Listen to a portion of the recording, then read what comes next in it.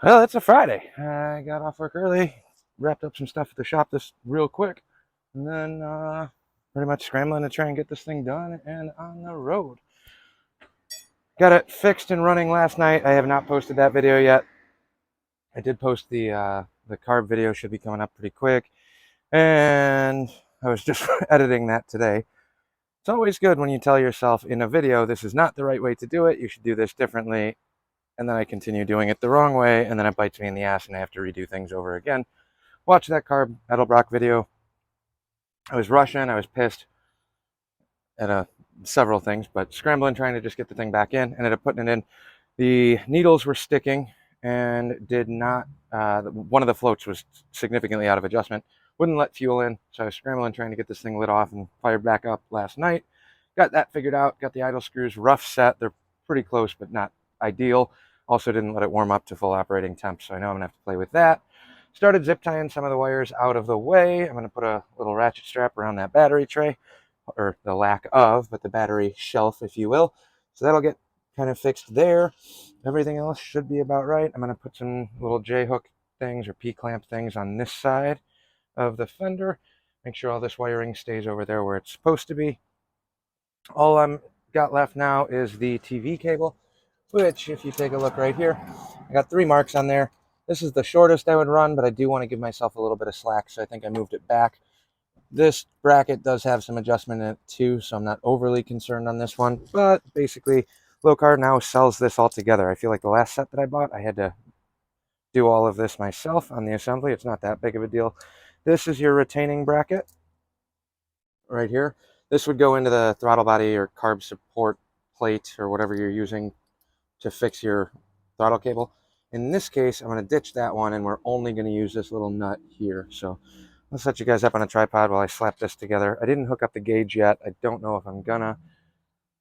I don't really need to, as long as it's relatively close. It'd just be a lot easier to get underneath and hook that trans-pressure gauge up when it's on the lift, which hopefully it will be by Monday. I'll adjust it to the point where I know it should have pressure. I might change my mind and end up switching that out anyway. But that's where we're at. So let me get you guys set up. I'll start hacking away at this throttle cable, or TV valve cable. And other than that, we are ready to shake this thing down around the block. Okay, so there's a 5/64 Allen key on the end of this barrel clamp right there. 5/64 on the thread. That's basically what just pinches the cable. The whole thing is hollow all the way through, so this will slide pretty much anywhere you want it on here. When it's loose, I got that bolt a little bit tighter, but that'll slide through, so that's your one adjustment. Then we have our little clip that's going to catch on to the actual carb. Then we'll pull this guy off. Here's our adjuster, so I got to dissect that in a minute. Then the fun part, I need to separate this from the sheath. So basically I got to pull this through far enough to get it past this point that I'm going to cut on the cable down here. So I'm going to go underneath the car, pull this back through a little bit, and slip the sheath off. Cut that, and we'll be right back. All right, so we're back on the bottom side of the car. I was going to do this up on the top, but I ended up pulling this back through, so I'm not cutting a bunch of metal. I left my good cable cutters at the shop, so we're just going to use a cutoff wheel.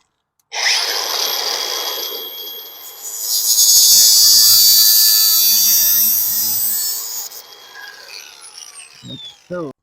Okay, so I routed this around the bung on the transmission. Keep it away from the exhaust. This will basically go here, like so, through that clip. Now I got to push the cable through from the bottom side. All right, now we should have a cable here. I'm going to pull this taut. I'm not pulling it tight, but taut. Just take up any slack. There is tension on the spring down below. I don't know if you guys are going to be able to see that. But if you look right through there, above that spark plug wire, you can see that little arm kind of moving. Take my word for it. Not going to show up on the camera. But that is what we want. So now,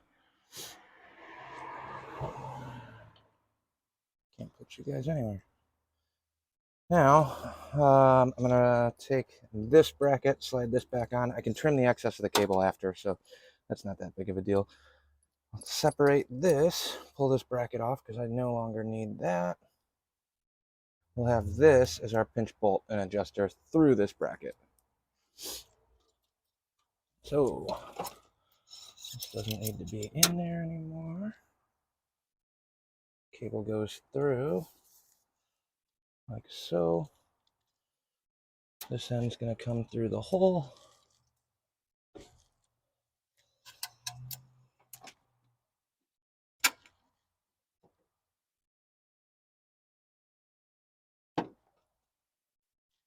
So, slide this back down over this. Oh, the van's home, and look what's getting cleaned. Yeah, we don't have indoor storage. We're poor. Oh, there's no good way to tighten this.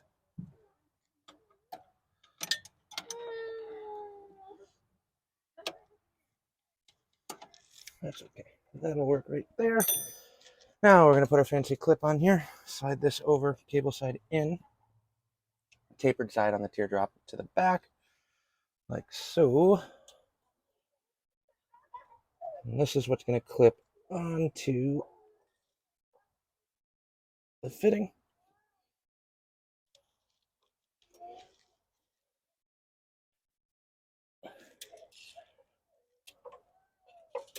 Now, barrel clamp is going to go on next. Take this Allen key out of here, the set screw, just so I can get this all the way through.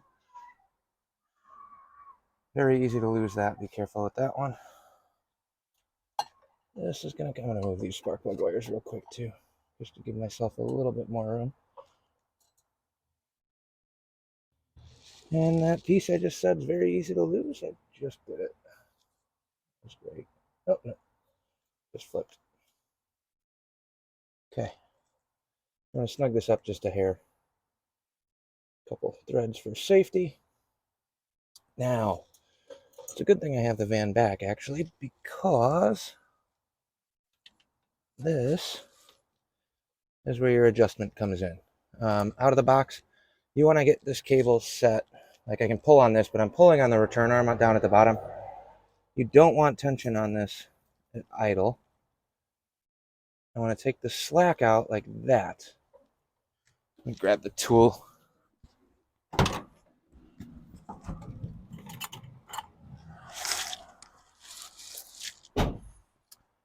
This is your tool that they send you with every low car kit.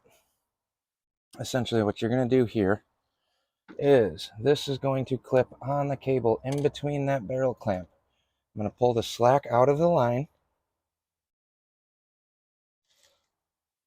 I don't want to preload it, I just want the slack out. I'm going to set this in. This is tight on that clamp.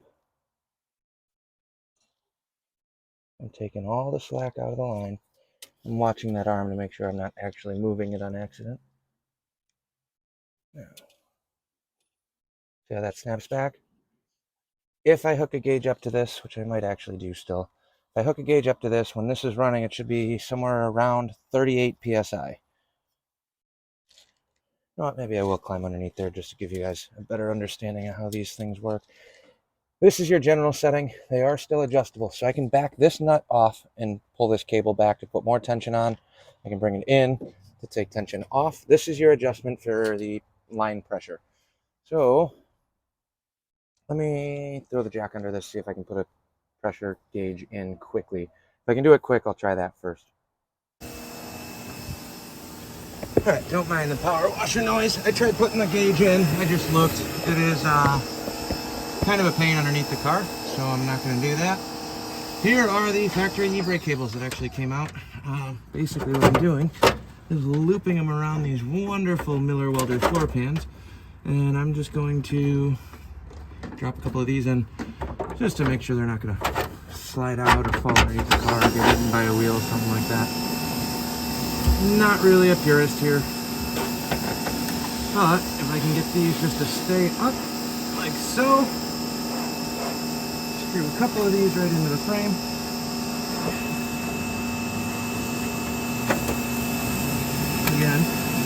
will get redone, cleaned up. Originally my plan was to hook up my gravel pivot. I know you guys can't talk directly to me, but somebody needs to remind me to make sure I put all the rest of the lug nuts into the wheels. I think I only got 2 or 3 in the back. 2 on each wheel right now, which is not enough for driving. Especially when I know that rear end's kind of messed up. Not messed up, but got a couple goofy issues on there still.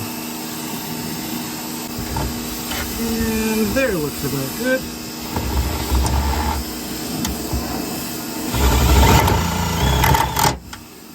Good enough for me. Stuff out of the way. Don't mind the power washer. And I gotta cut off the excess on the back, so we'll do that in a second. Maybe grab a couple more of these, couple more screws. Anchor the engine bay in.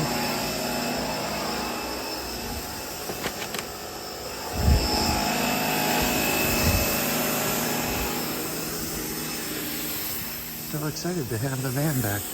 Me too. Okay, so she's making a lake over here underneath the front wheels with the power washer, cleaning up the van, wiping off all the bird crap, which is fine. I can't work underneath it now because there's a giant lake forming underneath the front of the car, but hopefully I think I'm done on the front side. While she's doing that, I gotta chase the wiring loom a little bit more to secure that a little bit better. As crappy as it is, I just don't want loose stuff dangling, burning on the headers, things like that. So while she's doing that, I'm gonna tackle emptying this transmission and steel and cams and balancers and alternators and starters and all the miscellaneous stuff that I have packed away in here. So fill up the clean garage that I had, like I already am, with a bunch of excess parts that I no longer need. Try and see if I can find that other headlight ring in the meantime. And go from there. So let me empty this and then we'll come back when I get back to the engine bay. Whole lot of digging. All of this crap has been sitting in the trunk indefinitely. Now I got the grill, I got the front headlight clips, flywheel pressure plates, some more crap that I still got to remove, plus some other stuff that's got to go with me to the shop. Here's the extra cross member that will be getting welded up when I fix that. Most importantly, I had to clean out the whole front seat just to find this guy. I'm not crazy, I did actually have it, which is awesome. So now I can throw this thing in here, put the other headlight in, and we should be good to go.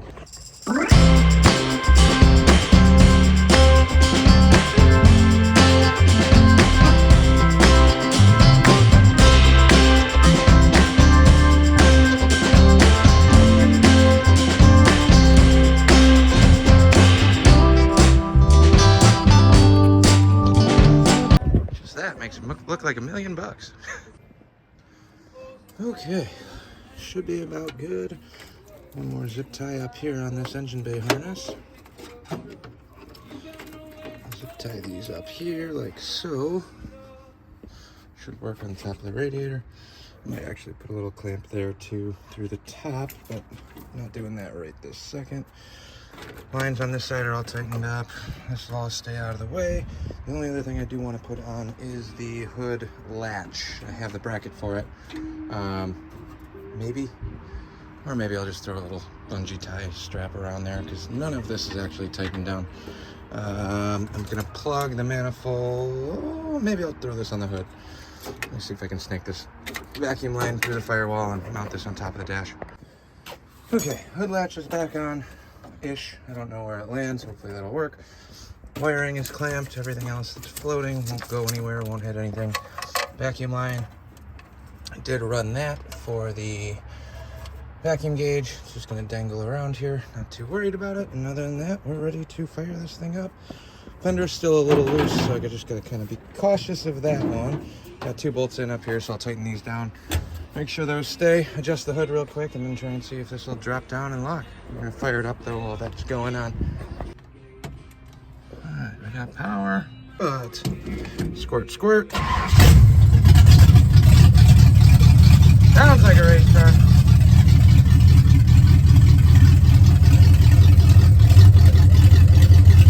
Rock solid at 17 into the vacuum, 17, 18.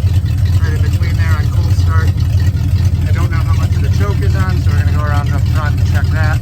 I do want to adjust the hood a little bit, just make sure that that lines up, and then we'll take this down the road.